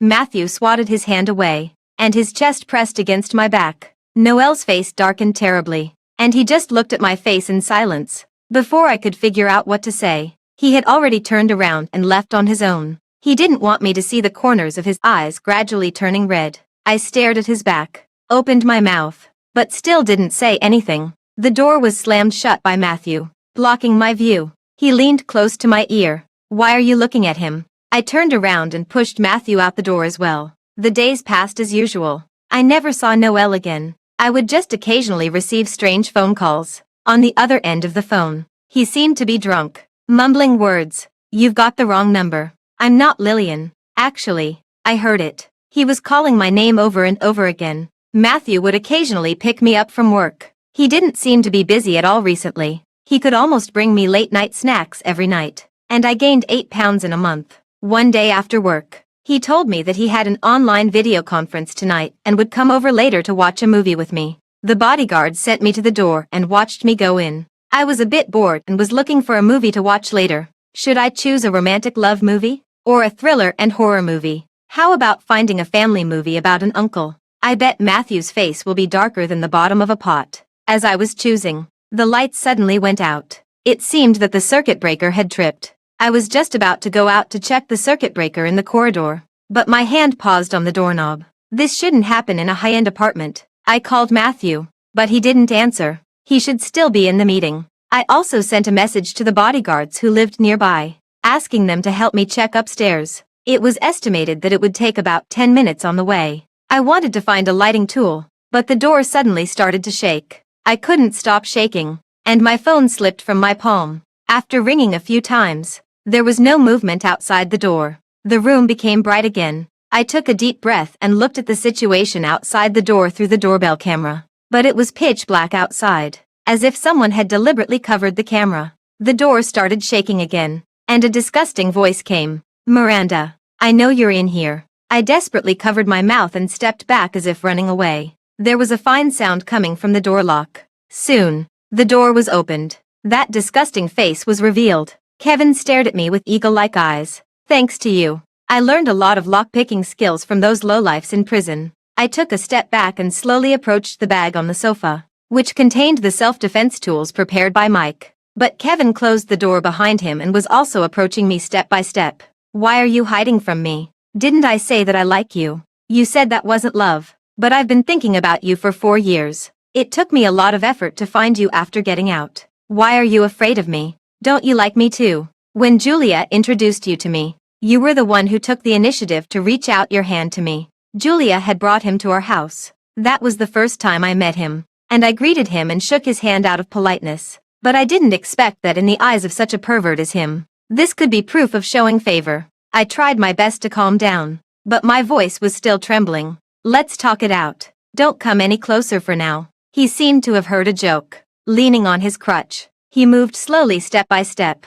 The sound of someone pounding on the door came, and I heard Matthew's out-of-control voice. Miranda, open the door. I felt extremely regretful. I should have given him a copy of the key earlier, but his voice gave me great comfort. I calmed down and calculated the distance to the door. Kevin had trouble walking. As long as I bypassed him and ran quickly, I could open the door for Matthew. Hurry up. Run faster. I ran over with all my might. Kevin's expression changed, and he reached out to grab me, only touching the corner of my clothes. When my hand touched the doorknob, tears welled up in my eyes, but the door seemed to be broken. The deadbolt was stuck in the slot, and no matter how hard I tried, I couldn't open it. Kevin's face was ferocious. He turned around, and the crutch made a harsh sound as it slowly rubbed against the smooth floor. I desperately pulled the doorknob and shouted with a sobbing voice, I can't open it. Matthew, I can't open it. Matthew's hand that was pounding on the door stopped. He had a heavy nasal sound,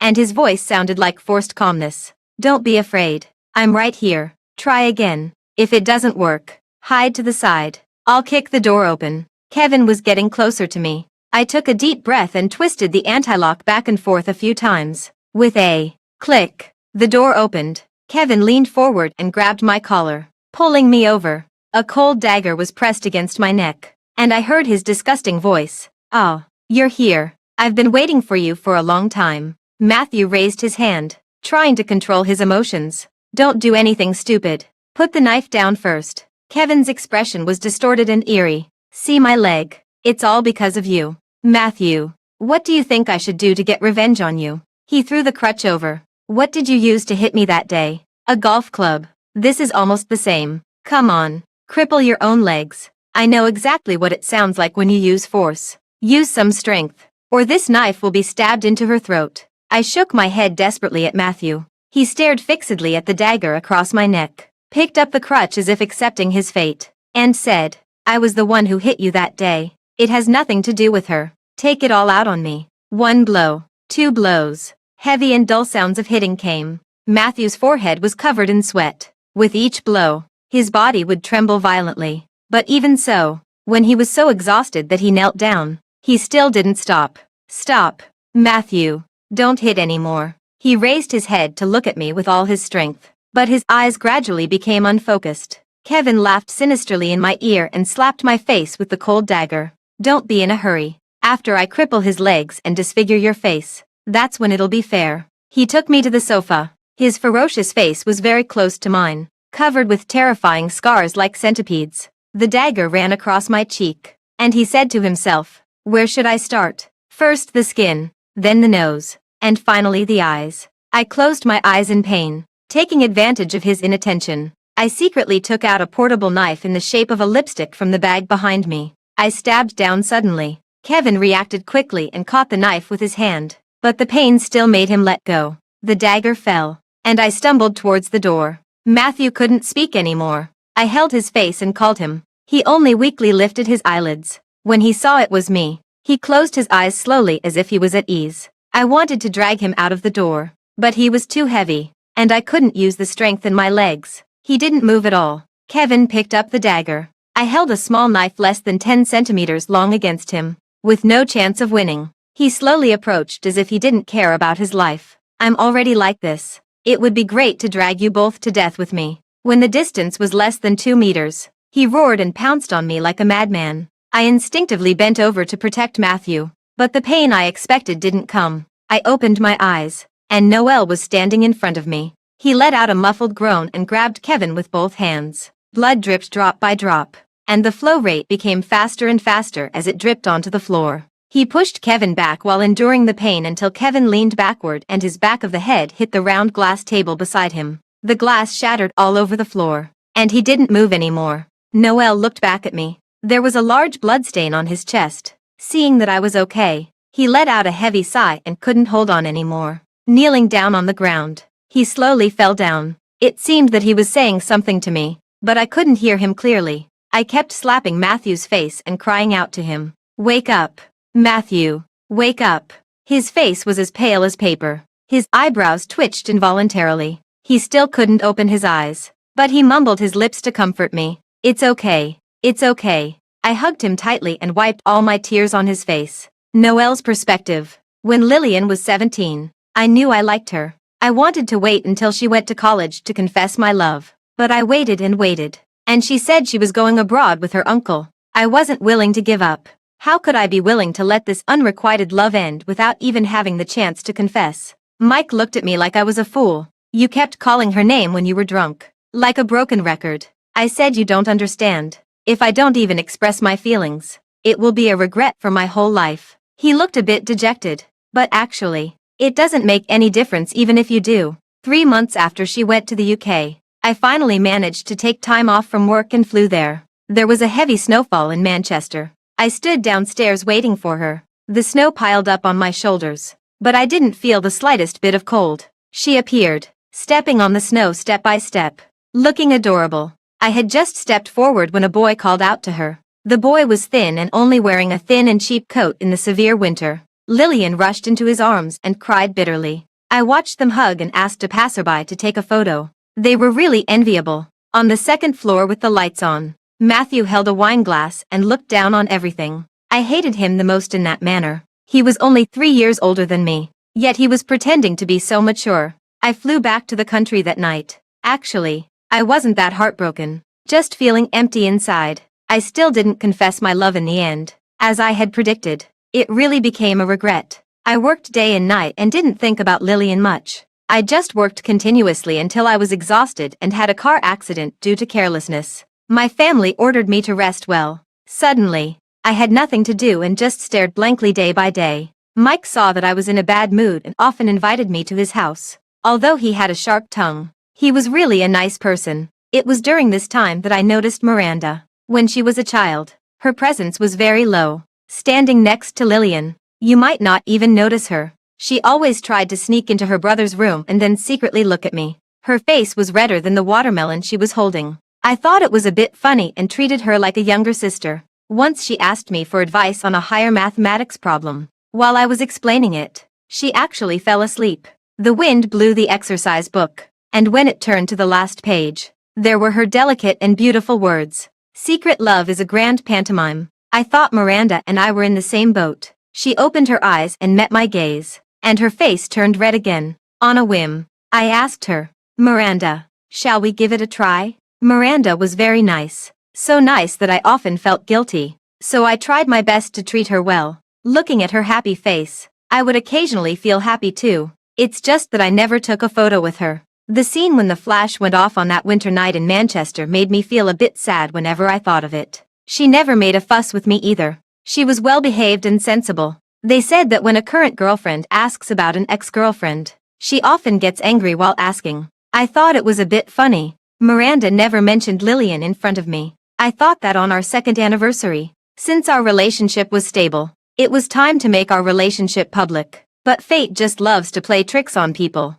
Mike said that Lillian was coming back to the country and was still single. I couldn't listen to the rest. They kept asking me about Miranda. Subconsciously, I said that I pitied her and was just playing around. Actually, I had never thought about this question, but the answer just came out like that. Miranda heard it. Her eyes were as red as a rabbit's, and I didn't dare to look at her. I knew I was sorry for her, but if the regret could be undone, I still didn't want to miss the chance. Noel, too. Things were going smoothly with Lillian. It seemed that she didn't like me that much either, and I didn't seem to care that much either. But there were always unexpected things. Miranda and Matthew were getting very close. She would even blush because of him, just like she used to for me. There was a restlessness in my chest, and I couldn't really describe what it felt like. I should be worried about her. Matthew wasn't someone to be trifled with. That guy from the Kevin family didn't know how he offended Matthew and was almost beaten to death and sent away. And he was also ordered by Matthew's family to go abroad to avoid the limelight.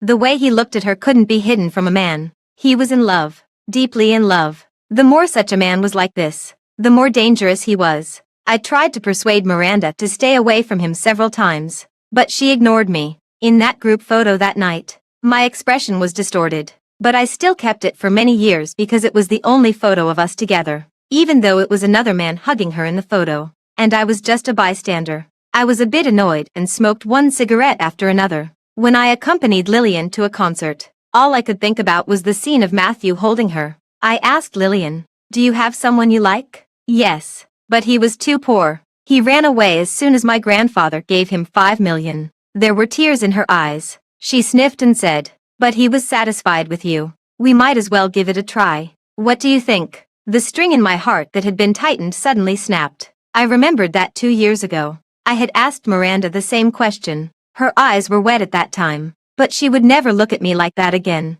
The next day, I went to find her on the pretext, but I saw her getting out of Matthew's car with a blushing face. She also said that she didn't like me anymore and that she liked Matthew. What should I have said? In the end, what came out was slander against Matthew. But she didn't even ask for an explanation. It was as if she felt disgusted just looking at me. On her birthday, she refused to open the gift I had carefully prepared and her gaze stayed on Matthew. I was so jealous that I was almost going crazy. Why did Matthew deserve her? But soon I knew that he had the right. Mike told me that something very bad had happened to Miranda. The person who saved her at that time was Matthew. I had been with her for so long, yet I had never once asked her what had happened during that half year. I even heard her again and turned a blind eye to her tears. I moved upstairs from her place and met Matthew again. He was one step ahead of me and bought the house opposite. Later, when I saw Miranda open the door with slightly red lips, and Matthew stood in front of me,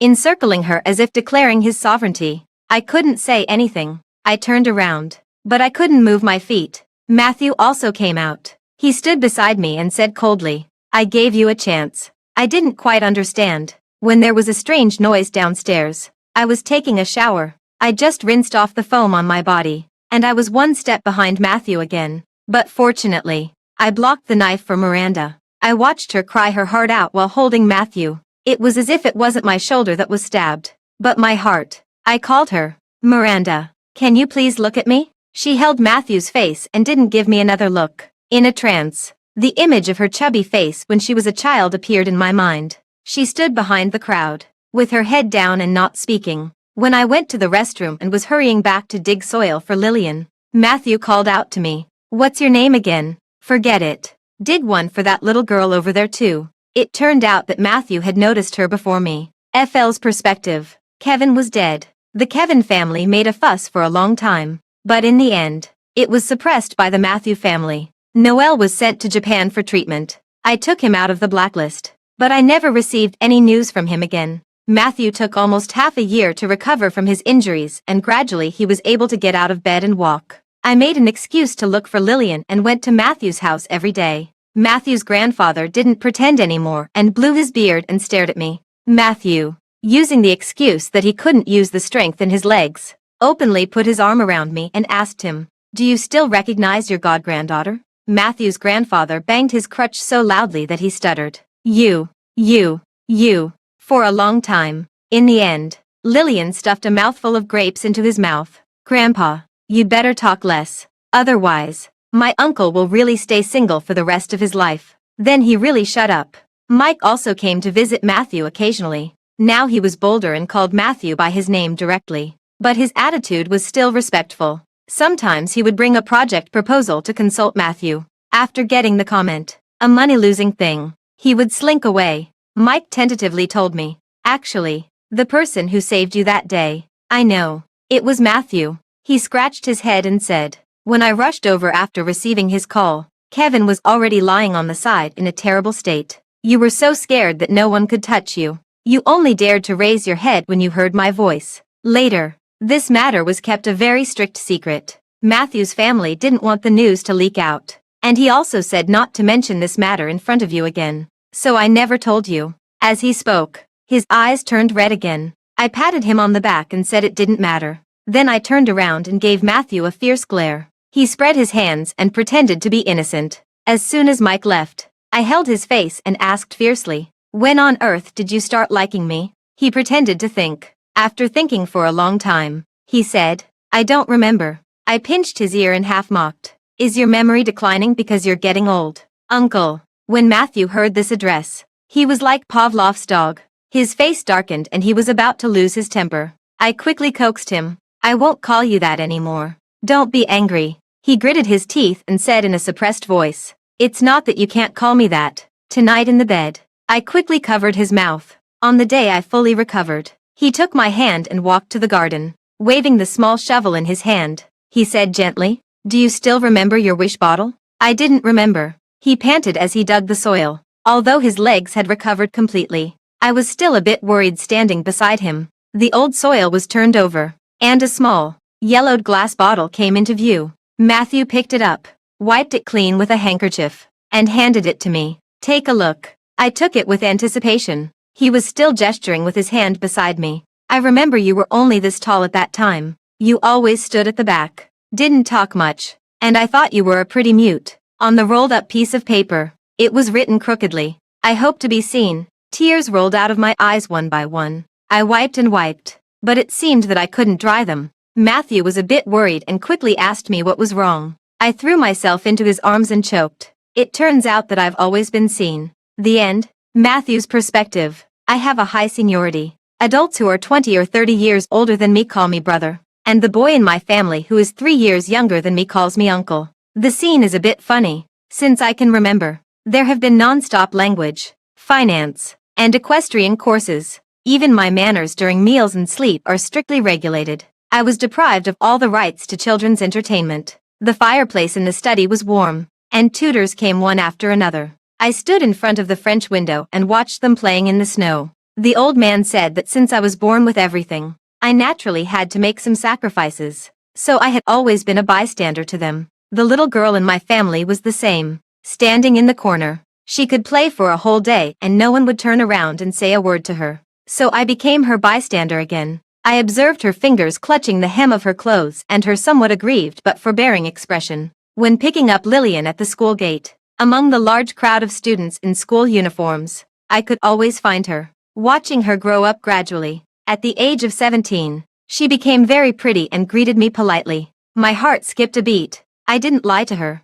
I really didn't know when I started liking her. It was a slow, gradual process. That night, it was drizzling. I went home, but Lillian wasn't there. The driver said that it was Lillian's classmate's birthday and she wouldn't go to the cram school that day. What about her? I didn't know if she had an umbrella. I sat for a long time and suddenly remembered that I needed to go out and buy a pack of cigarettes. The broken umbrella in the alley. The sobbing cries. I got out of the car and picked up the golf club from the back seat. In a trance, Mike's voice brought me back to my senses, until I heard her crying. I wanted to get closer, but she was trembling with fear. Finally, I called Mike. The old man had just started using a crutch and put all his strength on my back. How did I teach you usually? Restrain yourself and return to the rights. You used to do so well. Do you want to ruin all my efforts? You could just save her out of kindness. Did you weigh the pros and cons before beating the person like that? Is it necessary to make an enemy? I said.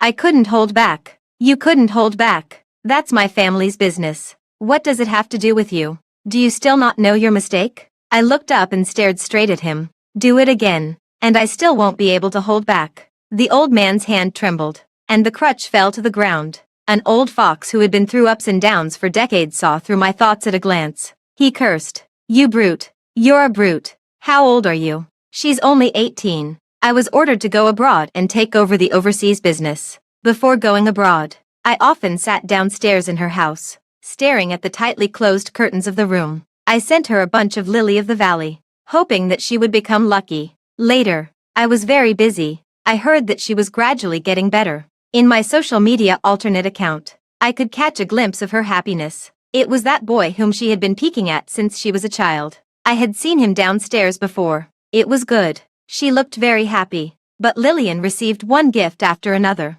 tailored to her preferences, and she didn't even have the lily of the valley that she liked. It seemed that he didn't care about her preferences. I thought it was time to return to the country. Before returning to the country, I used Lillian's phone to call Noel. It's me, Matthew. Lillian is about to return to the country. I don't know if you have time to give her a welcome party. By the way, she likes Lily of the Valley. The old man was right. I'm not a good person.